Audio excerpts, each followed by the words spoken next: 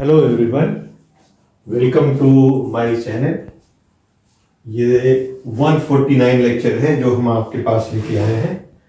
जो torsion of shaft में है उसमें एक कोई प्रॉब्लम लेके हम आए हैं जिसको हम लोग अच्छे से समझ सकें।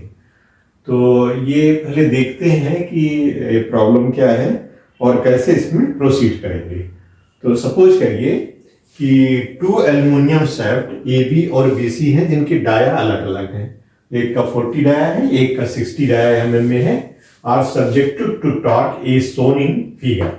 Find angle of twist between A and B and B and C, और टोटल ए टू सी भी आप कर सकते हैं। थर्ड पॉइंट जो है सी जोड़ दें, that is A to C. A to C क्या टोटल एंगल ऑफ ट्विस्ट होगा, ये भी पता करना है मुझे।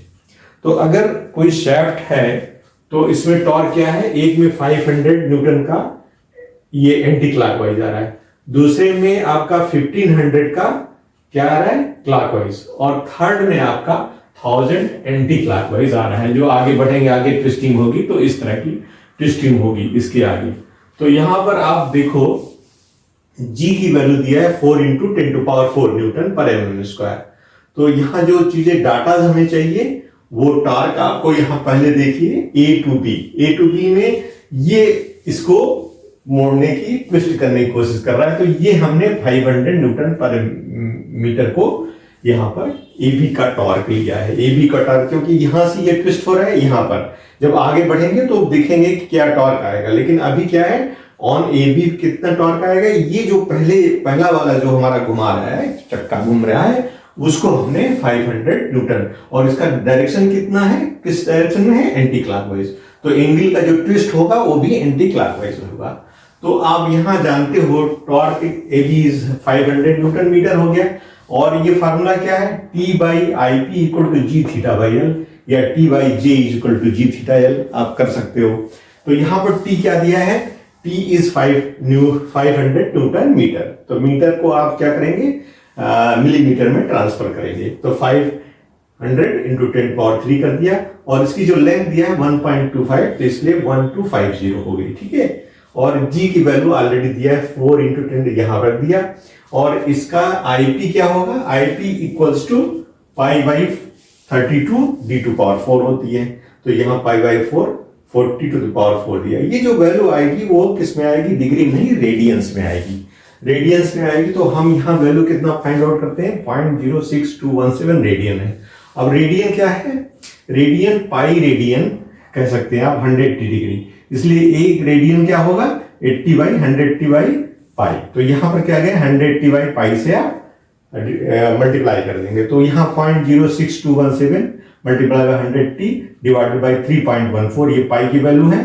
तो आपको ये आ जाएगा 3.562, ये आपकी डिग्री हो गई। इसका डायरेक्शन क्या है ट्विस्टिंग का, इस तरह से हो रहा है, ठीक है। दूसरा पार्ट जो है आपका बीसी में देखो क्या है, ये है 1500। तो 1500 इस तरह कर रहा है और इसको ट्विस्ट कर रहा है 500 अपोजिट डायरेक्शन में। तो रिजल्टेंट जो ट्विस्टिंग होगी आगे के लिए वो कितनी हो जाएगी, 1500 - 500 कितना हो जाएगी, 1000। आप ध्यान दीजिए 1500 नहीं है क्योंकि ये भी ट्विस्ट कर रहा है, दूसरी डायरेक्शन में कर रहा है, इस डायरेक्शन में कर रहा है। तो दोनों की ट्विस्टिंग, जैसे मान लीजिए ये है आपका, ये हम इस तरफ घुमा रहे हैं, इसको इस तरफ घुमा रहे हैं। तो रिजल्टेंट क्या है, इसको न्यूट्रलाइज करने के लिए 500 चाहिए, तो 500 करेंगे तो 1000 बचेगा, इसलिए यहाँ पर 1000 न्यूटन मीटर आपका बच जाएगा। तो यहाँ पर आपका ट्विस्ट ऑफ शाफ्ट BC क्या होगा, θ2 TL, वही सेम फार्मूला GIP करेंगे। तो T बराबर 1000 × 10⁻³ हो गया, और इसकी लेंथ 185 है तो 1850 हो गई। और G की वैल्यू में रख दिया, और π/32 ये 60 है डाया, इसलिए 60⁴ कर दिया। तो ये वैल्यू कितनी आई, 0.03635 रेडियन आई। रेडियन को हम क्या करेंगे, डिग्री में बदलेंगे, क्या करना पड़ेगा, 180/π से आपको मल्टीप्लाई करना पड़ेगा। तो ये 2.03। इसकी डायरेक्शन किधर होगी, क्योंकि ट्विस्टिंग इस तरह है, इसकी डायरेक्शन जो है आपकी इस तरह से हो जाएगी, डाउनवर्ड, और वो उसकी अपवर्ड। तो एंगल ऑफ ट्विस्ट आप A to C find out करना चाहते हैं, तो आप देखेंगे angle of twist between A and C is 3.652 in this direction और 2.0 इन दिस डायरेक्शन, इसलिए इसको माइनस करके इसमें से जो रिजल्टेंट आएगा 1.479 डिग्री जो है A to C ट्विस्ट हो जाएगा। तो ये इस तरह की प्रॉब्लम आपके बोर्ड में एग्जाम में आती है, तो आप इसको इजीली कर सकते हैं। तो ये अच्छे से आप समझ लें, देख लें, और इसमें कोई प्रॉब्लम नहीं है। हमने पाई रेडियन को 180 किया, रेडियन को 80 बाई पाई कर दिया, आईपी आपका हमने by pi by 32 D to power 4 किया है, और जो भी यूनिट्स हैं उनको हमने मिलीमीटर में ताल, जैसे न्यूटन मीटर था तो उसको उसमें बदले हैं। तो इस तरह से आई थिंक आप इसकी समझ में आ गया होगा। इस तरह की जो प्रॉब्लम होगी आप कर सकते हैं। Thank you for attending, thank you very much.